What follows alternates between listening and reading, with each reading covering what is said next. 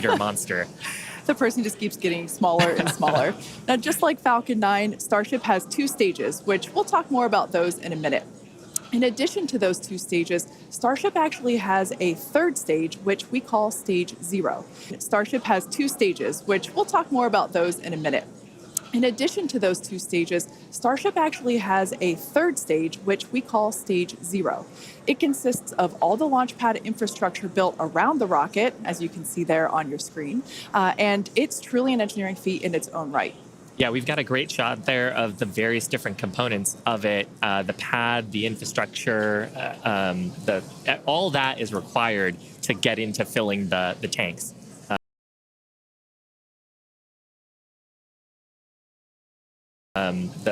All that is required to get into filling the tanks. Now, let's talk about the Super Heavy. Its name says everything. It's super, it's heavy, it's super heavy. When it's operational, it'll be responsible for providing the power to escape that mighty gravitational pull of Earth that we've got here and take Starship into orbit. The booster itself stands about 70 meters tall and is roughly the same height as a fully integrated Falcon 9, which is just so crazy to me.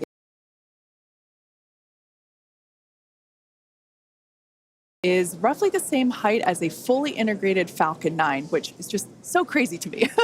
But this Super Heavy booster has a diameter roughly 2.5 times that of Falcon 9, and with 33 much larger engines. We have a beautiful view here. This is one of my favorite views that we're going to get today. Those are our 33 Raptor engines at the base of the Super Heavy booster. Yep, and you can see they're in a couple of different rings here. So we've got the outer ring of 20 static engines. They're going to be providing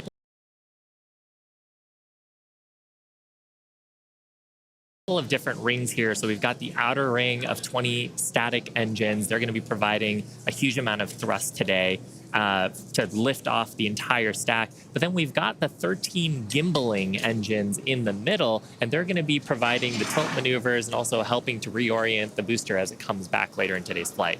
Yeah, and when we say gimbal, it's basically tilting or almost wiggling the engines a few degrees and in either direction to allow the booster to steer itself just as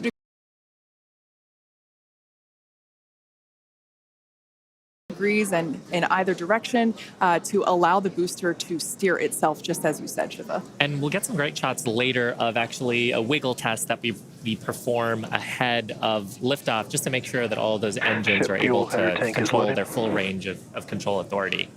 One thing to note, those Raptor engines are completely designed and manufactured in-house. They are, as many of you know that have been following along, they are a reusable methane oxygen staged combustion type engine. They are a reusable methane oxygen staged combustion type engine. So it's a lot of words there. And ultimately, that staged combustion means that we combust the propellant in stages that we kind of pre-combust them in a pre-burner, and by doing so, it allows the engine to be more efficient, i.e. more powerful. Yeah. Now, like Falcon 9, the Super Heavy has 4 grid fins.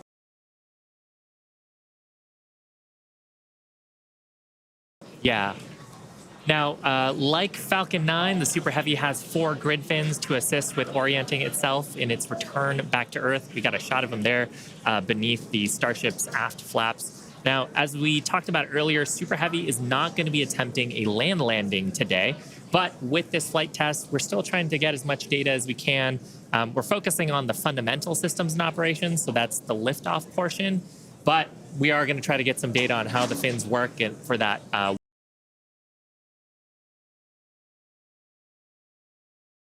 Now, Starship, or the spacecraft, is the second stage, and it makes up the top portion of the vehicle.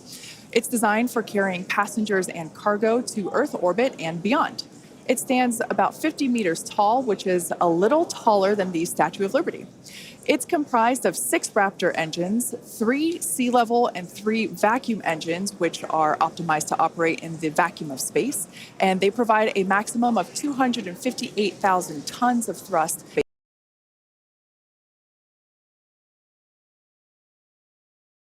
And they provide a maximum of 258,000 tons of thrust in vacuum. Spacecraft is also outfitted with 4 flaps to help aerodynamically control the vehicle's attitude, which you can see those 2 forward flaps there on your screen now. So they help control the vehicle's attitude during atmospheric flight and enable precise landing at the intended location. Now, one thing we got to mention, the heat shields. They are iconic. Starship is wrapped in a heat shield, which is composed of 18,000 hexagonal ceramic tiles designed to insulate the vehicle during that atmospheric entry. And that's really important because the temperatures can be as high as 2,600 degrees Fahrenheit.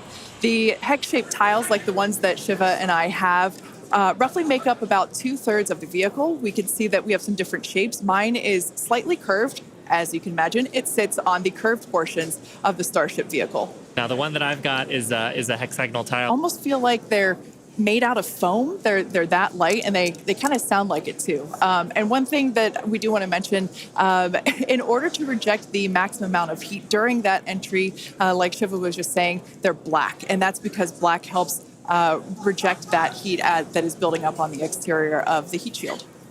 Now, Starship is designed for vertical takeoff and landing as opposed to taking off and landing like an airplane. And that's because that's really important because we on Earth and on the moon is just a sixth. So in both of those cases, Starship with just its engines can take off without needing the super heavy booster like we do need here on planet Earth. Now, for today's test, Starship does not have its landing legs attached because, like we said before, it won't be returning anywhere. Starship is expected to make a very hard ocean landing, which, if we even make it that far and manage to get any views, it will certainly make for a very exciting end to today's very hard ocean landing, which, if we even make it that far and manage to get any views, it will certainly make for a very exciting end to today's test. At this point in time, we are 20 minutes or just over 20 minutes from liftoff. Let's check in with John Innsbrucker for a status update. Hey, John, how's it looking? Thanks, Kate. I'm John Innsbrucker, Principal Integration Engineer here at SpaceX. We're currently loading propellant from the ground system into both the first and second stages. Now, both vehicles use the same 2 propellants. That commonality helps build the reliability. And the fuel today is liquid methane, and that's at a temperature of just over 100 kelvins. That's about minus 272 degrees below zero on the Fahrenheit scale. Now, liquid methane is a different fuel from Falcon 9. That booster uses RP1 kerosene. However, our oxidizer is liquid oxygen, and that's the same as Falcon 9. Different fuel from Falcon 9. That booster uses RP1 kerosene. However, our oxidizer is liquid oxygen, and that's the same as Falcon 9. Because there is no oxygen in space to support combustion, we have to bring our own. Now, leading up to where we are right now, we had a go-no-go poll. That was conducted just after T-minus 2 hours, and once the team gave their goes, we started loading propellants onto the booster at T-minus 1 hour and 39 minutes.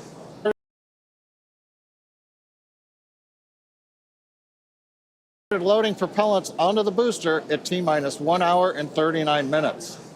At T-minus 1 hour and 22 minutes, we began propellant loading of the ship.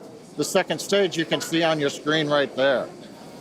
Now, propellant loading of the Starship's second stage main tanks completed at about the T-minus 27-minute mark, at which time we then began loading the 2 header tanks in the nose of the second stage. Now, at T-minus 3 minutes, when the first stage of the second stage. Now, at T-minus 3 minutes, when the first stage super heavy propellant loading completes, that means we'll have all the propellant on the rocket, and the vehicle will be fully loaded with over 10 million pounds of propellant. Now, right now, at T-minus 19 minutes and counting from liftoff, the weather and winds are looking good. We have been watching the ground level winds. They're at 18 miles an hour. As the morning continues, they will increase, but that is below our limits right now.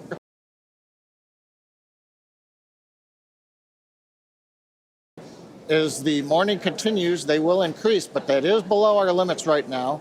We're also looking at upper altitude winds. We're waiting for one more balloon, but we believe that we're going to be go.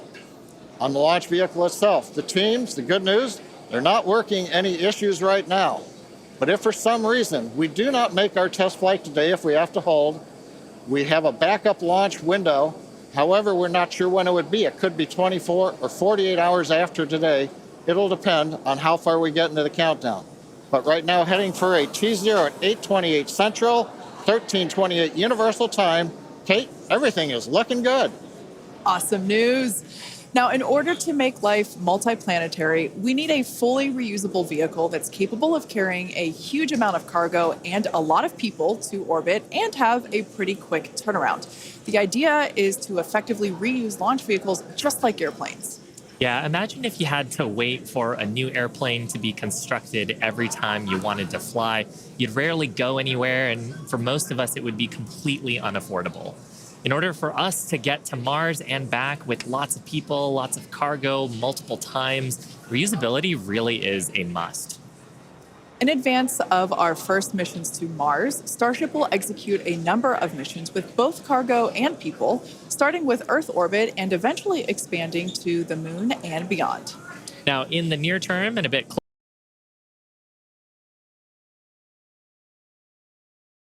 it'll deliver the full-size and upgraded version of our Starlink satellites, and that's super exciting because our next generation satellites represent a step forward in Starlink's capabilities and will allow us to connect millions of more people around the world with high-speed internet to watch launch webcasts. Such an exciting future ahead of us, but first, let's talk a little about how we got to where we are today. Now, Starship's testing ramped up in July of 2019 with our Starhopper prototype, sort of a short version of the Starship that we see today. There's a great photo of it. It was just over 18 meters tall. It had a single Raptor engine, and we had it to test fly and perform low-level altitude maneuvers and attempt landing. The initial test flight, or hop, reached about 20 meters in altitude. That was followed by the one that you've got on your screen here. This was our 150-meter altitude hop. We went up, took a little jaunt away, about 100 meters or so away from the launch pad, used that Raptor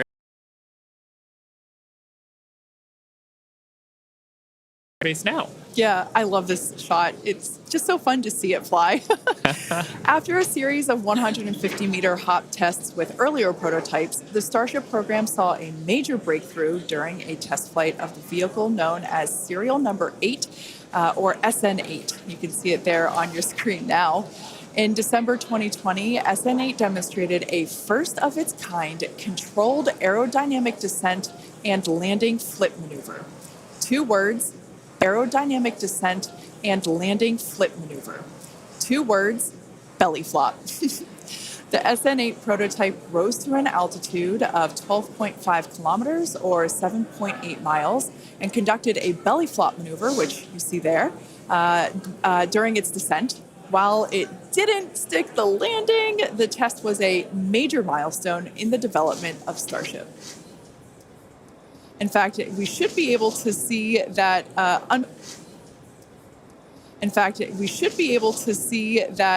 Unfortunately failed landing. Boom. It was fun to watch, though. Rapid unscheduled disassembly, but learned a lot of data. Now, the testing continued on to prototype serial number 9. It took a 10-kilometer flight. That's about 6.2 miles up. In February of 2021, we had a nominal ascent. We executed the engine cutoffs once we got to the top of the altitude window. We did that belly flop maneuver, which is so much more fun to say than controlled descent, aerodynamic maneuver. That was all stable, but unfortunately, we had a dramatic end on this flight as well. We had a failure on one of the engines that resulted in another pretty large fireball. But what was really cool about both of those flights was how much we learned just between serial numbers 8 and 9 and how quickly we were able to achieve our primary objectives in those 2 flights. In addition to that, we got so much data that demonstrated control of the vehicle in that subsonic regime. Ultimately, we performed 9 Starship high-altitude test flights in total. And then, as you see on your screen there, in May of 2021, SN15 launched from Starbase, reached an altitude of about 10 kilometers, performed a number of maneuvers, and safely returned to the launch site. This was the first Starship prototype to fly, control its descent, safely land, and be recovered in one piece. And people were cheering like crazy I was after one of that them. test flight. Now, having achieved those successes in our suborbital campaign, one of the next big challenges is for the upper stage when it comes to reusability and surviving the hypersonic, really high heating phase of entry. Combined with the later ability to refill Starship's tank with propellants, the fuel and oxygen, while we're on orbit, that will enable us to have a fully reusable transportation system that's designed to carry both crew and cargo on long duration missions, interplanetary flights, and will help humanity get to the moon, travel to Mars, and beyond in our solar system. This is all just basically our path of progress, basically an iteration on each vehicle. And that iterative process is a core part of how we work here at SpaceX. We like to test early and often.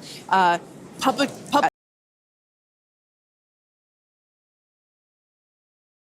SpaceX. We like to test early and often, publicly as well in our case, and that's both for hardware and software. And while it doesn't always go as expected, we learn so much from it, and it informs our next attempt. Yeah, we learn a lot from actually putting the vehicle through flight-like tests. Even the test on Monday gave us an opportunity to learn more about the vehicle into today's launch attempt, and so far things are looking really good. Now, we are continuing into our countdown. We're about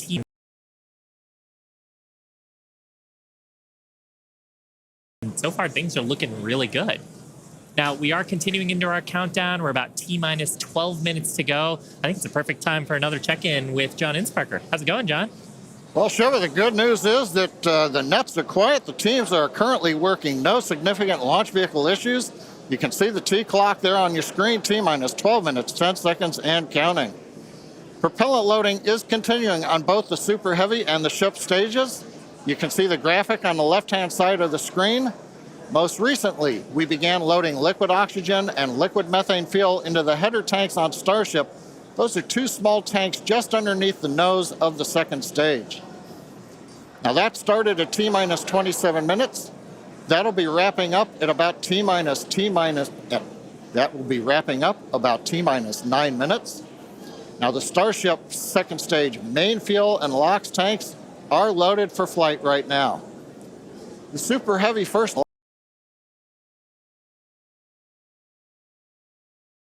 LOX tanks are loaded for flight right now. The Super Heavy first stage booster propellant loading is continuing, and that'll go till about T-minus 3 minutes. We're underway with engine chill as we get ready for T0, and we're also configuring the launch pad for liftoff. The booster hold downs have been unlatched. They'll be ready to retract at liftoff, and the second stage quick disconnect is beginning its configuration for release. The stage quick disconnect is beginning its configuration for release.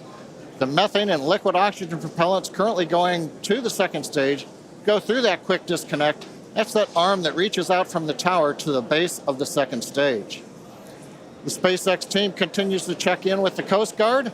Good news is we've not heard any reports of boats in the safety perimeter as the launch vehicle heads out over the Gulf of Mexico. So right now, T-minus 10 minutes, 40 seconds, and count. The Gulf of Mexico. So right now, T-minus 10 minutes, 40 seconds, and counting. Everything continues to go well for an on-time launch. Now, today's test flight is taking place out of our Starbase facility in South Texas, and that test site has gone through a huge amount of development over the last couple of years.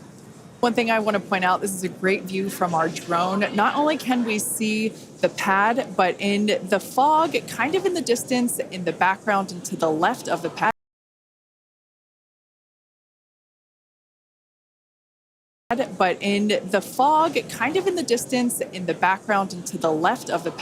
you can actually see our production facility, which is the other part of Starbase in addition to the launch pad. course, as part of rapidly iterating with our test program, we're also rapidly iterating on our production system to produce Starships and Super Heavies. Last year, the Starbase team produced 4 Starship Super Heavy boosters and 5 Starships, along with their 200th Raptor 2 engine, and they're only scaling boosters and 5 Starships, along with their 200th Raptor 2 engine, and they're only scaling up from there, Kate. Yeah, it's incredible to think that for 2023, production has 5 boosters and 8 Starships going. So it's incredible. And it's important to have that system fill in basically the manufacturing line so that we have product ready to go as soon as we're done with this test. Yeah, exactly. And ultimately, I mean, we talked about how Starship is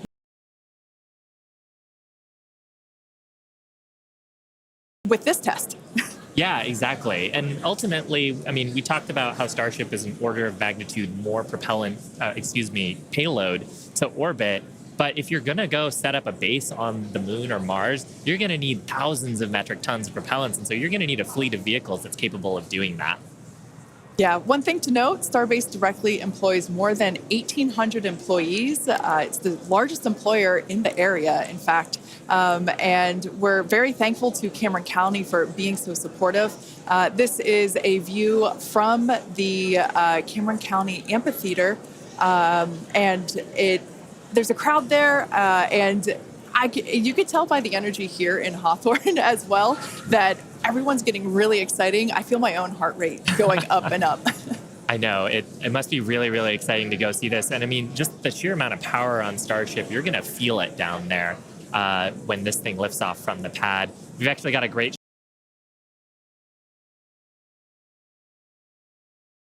end up being around sort of wild locations like this. But coming up on T-minus 8 minutes, I think it's another good time for check-in with John. Thank you, Shiva. T-minus just over 8 minutes to the first test flight of Starship.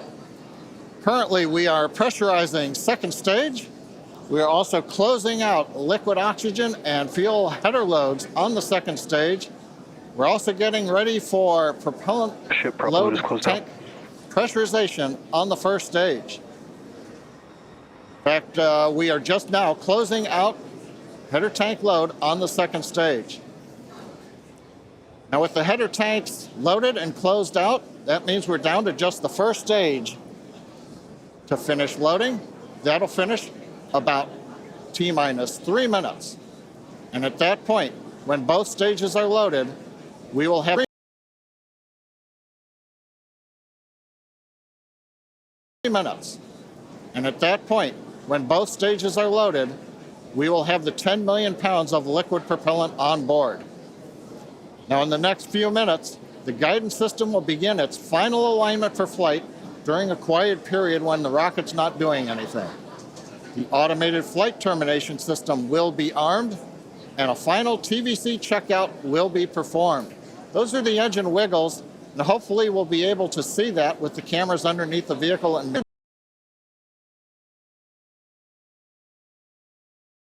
the engine wiggles, and hopefully we'll be able to see that with the cameras underneath the vehicle and maybe even the second stage engines. And there's a view looking underneath the Super Heavy first stage with the 33 Raptor engines. Now, a reminder as we continue counting down, if we do need to hold, the point where we hold the clock would be at T-minus 40 seconds. We can pause there. Typically in the past, if we need a little bit more time to finish final checkouts, or do some pressurization of the onboard storage tanks, that's where we would hold. But currently, we're not hearing a need to hold, so at 6 minutes, 27 seconds, everything looks good. And of course, Kate, Shiva, as we get close, we're going to get into the engine ignition sequence of 33 Raptors, and that's going to be something new for everybody.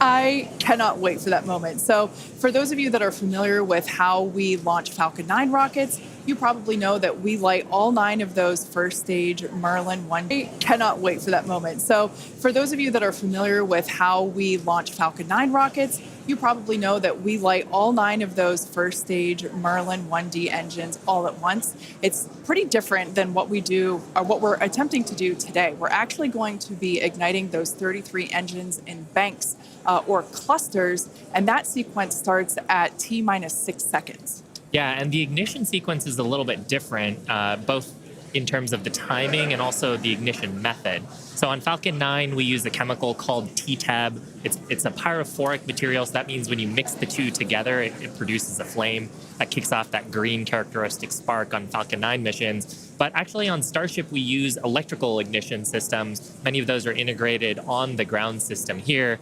And the electrical ignition, we start lighting the banks at T minus 6 seconds. And then over the next 4 seconds, the 3 sets of banks will ignite and eventually bring the booster. Electrical ignition, we start lighting the banks at T minus 6 seconds. And then over the next 4 seconds, the 3 sets of banks will ignite and eventually bring the booster up to a thrust to weight greater than 1 and hopefully ascend.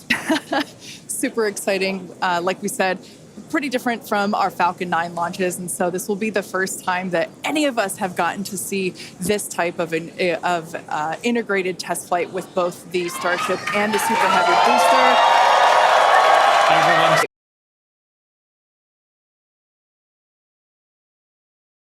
With both the Starship and the Super Heavy booster.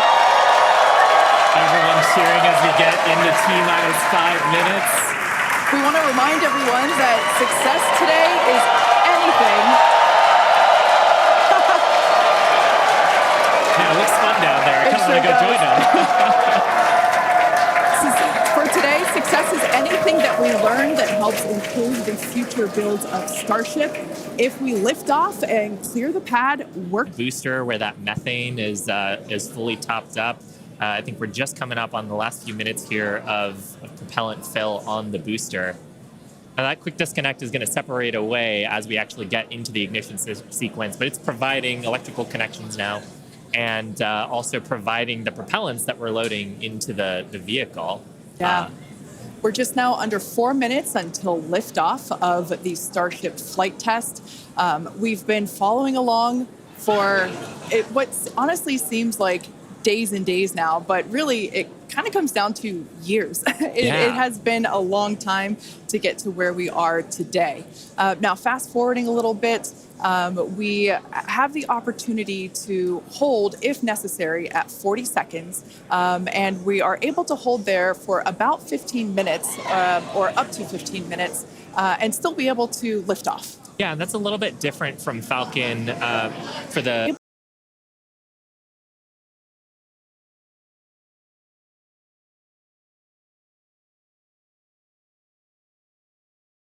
to hold there for about 15 minutes or up to 15 minutes and still be able to lift off. Yeah, and that's a little bit different from Falcon for the propellant sequence on Falcon that we don't have the opportunity to hold. So that's a cool new capability on Starship. Yep. Right now, T minus 3 minutes, 10 seconds and counting. We got some great views from the drone. It's nice that the fog is slowly lifting. We get some of the blue skies, hopefully good views.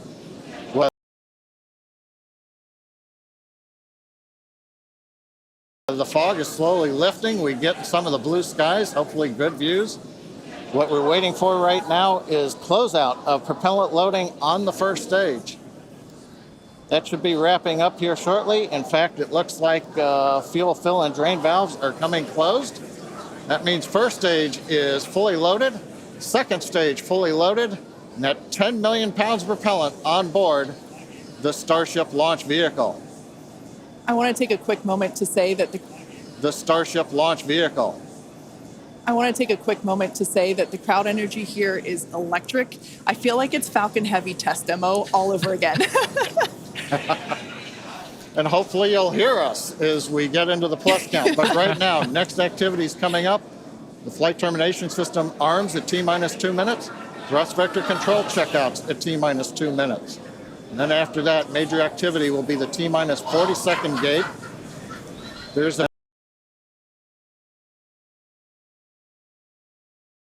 And after that, major activity will be the T minus 40-second gate. There's a view looking up at the 33 Raptor engines. There are 20 engines in a circle on the outside, and as Shiva said earlier, 13 engines on the center. Those are the ones that gimbal and steer the vehicle.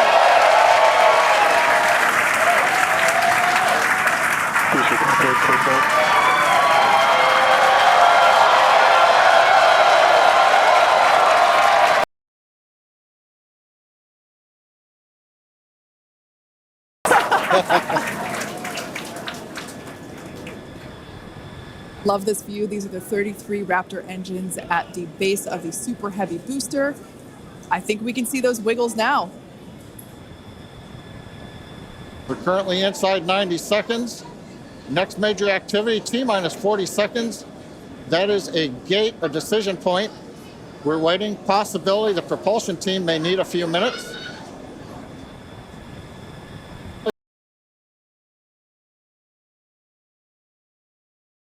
The propulsion team may need a few minutes. Flight termination system is armed for flight. We're getting ready for T-minus 1 minute and counting. No, T-minus 1 minute and counting.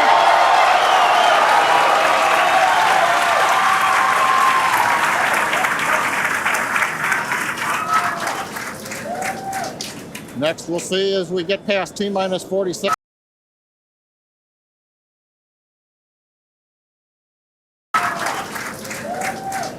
Next, we'll see as we get past T-minus 40 seconds for final checks of the vehicle.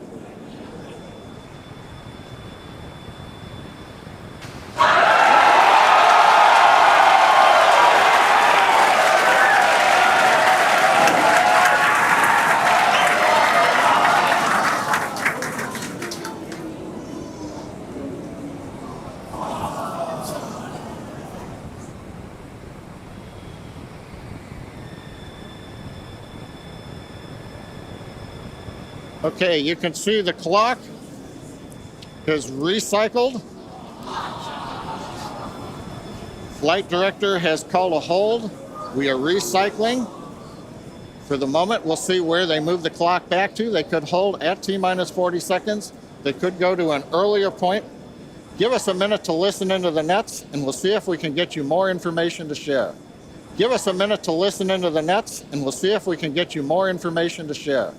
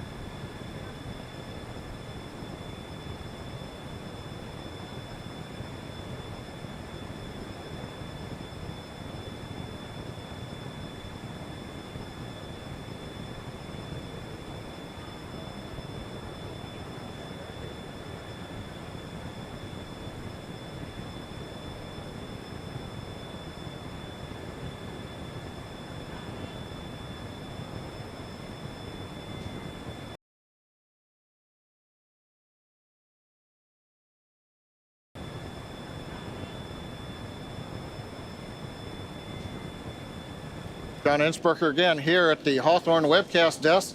We're holding at T-minus 40 seconds. What we've heard so far is we have a couple of issues we're working. One is the booster tank pressurization. Final pressurization was just a little bit long.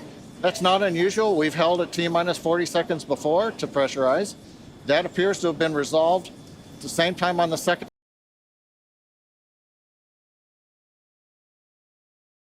before to pressurize.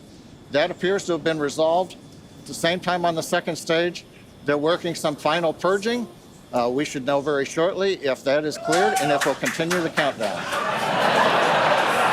Everyone, especially that person, is excited to keep going. Like John said, we should know shortly if we are able to continue. But as we mentioned before, we are able to hold up to 15 minutes and still be able to lift off today. Yeah, on Falcon 9,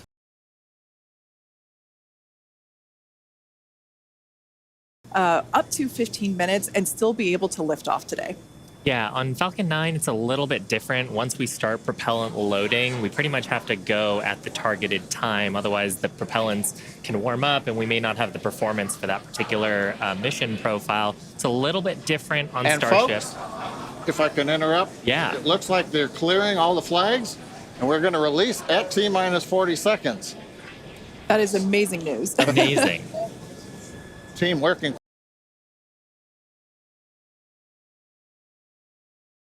The rehearsals and simulations that they've been doing have prepared them to evaluate this data quickly to try to get us in for today's launch attempt.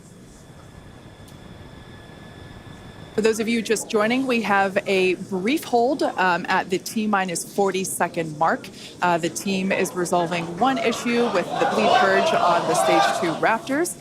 Like John just said, the teams are quickly working that, and it looks like the flags are being cleared as we speak. So we should be able to resume the launch countdown any moment now. And it's worth noting on Starship that once we resume the countdown, it restarts from the 40-second period, and then we keep going unless another condition pops up. So stick around because Starship could be going here real soon. Don't walk away, that's for sure. Amazing views here coming to us from Starbase, Texas. Cheering, the clock started again.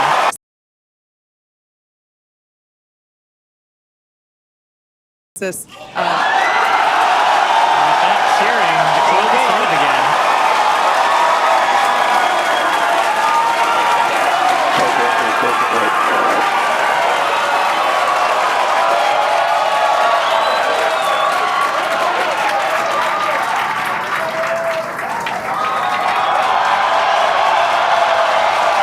T-minus 15 seconds. 10.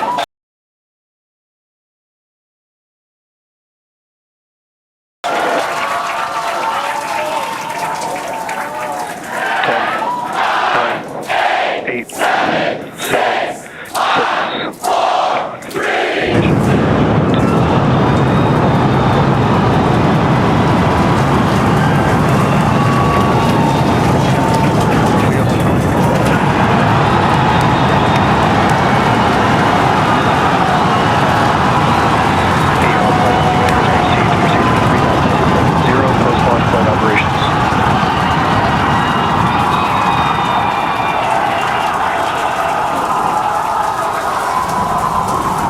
Booster after chamber pressure is nominal.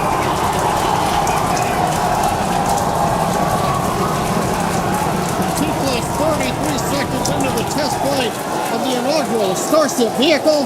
Tower cleared, we're into pitch over. Propulsion reports first stage engines nominal. What a sight from the Dover. Propulsion reports first stage engines nominal. What a sight from the ground cameras at Starbase. We're flying at twice the thrust of the Saturn V heading to space. Acquisition signal, this is Christie. We're throttled down and throttled back up. Going through the period of maximum aerodynamic pressure. Period of maximum aerodynamic pressure.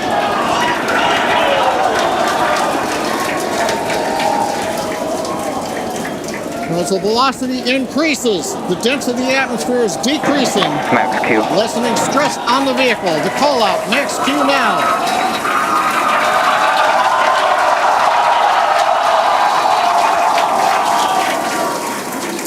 Continuing to watch the first stage as we head down range.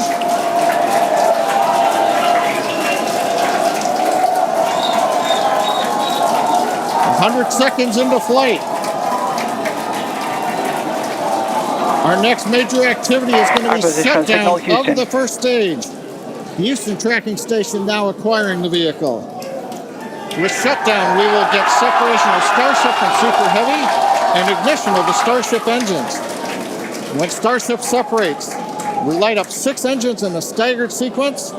When Starship separates, we light up 6 engines in a staggered sequence. And if all goes well, those 6 engines will burn for almost 6.5 minutes. Onboard view from Starship. And there's views of the Raptor engines on the second stage as we prepare for stage separation. Now, after stage separation, the first stage will flip and begin a boost back maneuver for landing in the Gulf.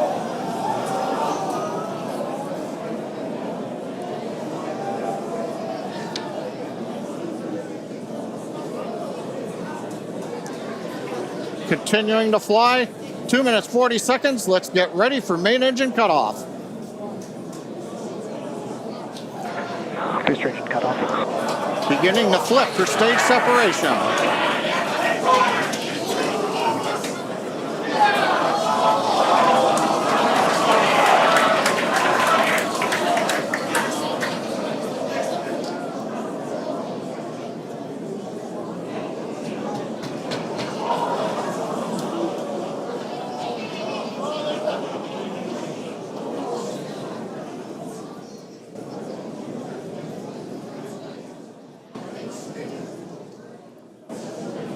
As of right now, we are awaiting stage separation, where Starship should separate from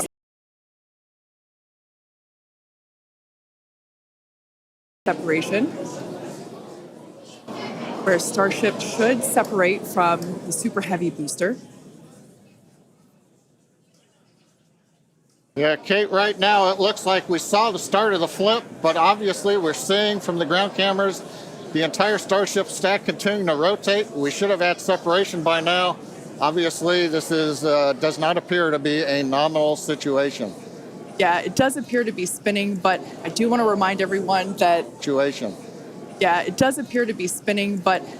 remind everyone that everything after clearing the tower was icing on the cake.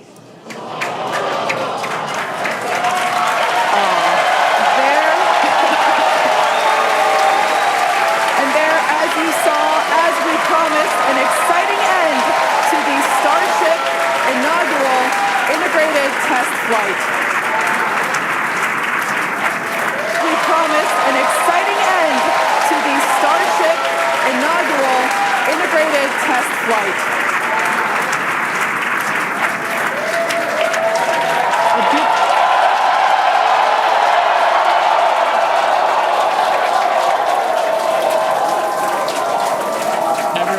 Absolutely pumped to clear the pad and make it this far into the test flight, the first integrated flight of the booster and the... Well, if you're just joining us, Starship just experienced what we call a rapid unscheduled disassembly, or a RUD, during ascent. But now this was a development test. This is the first test flight of Starship, and the goal was to gather the data and, as we said, clear the pad and get ready to go again. So you never know exactly what's going to happen, but as we promised, excitement is guaranteed. And Starship gave us a rather spectacular end to what was truly an incredible test thus far.